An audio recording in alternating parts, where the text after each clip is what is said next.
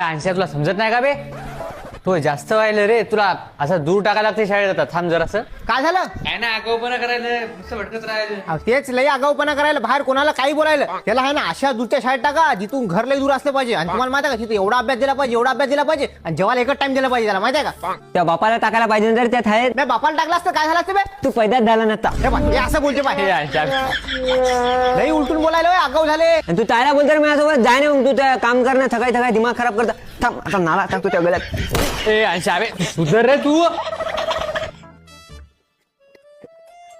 हे बा 3 छक्के होते म्हणून मी जितलो. ते खेळायला.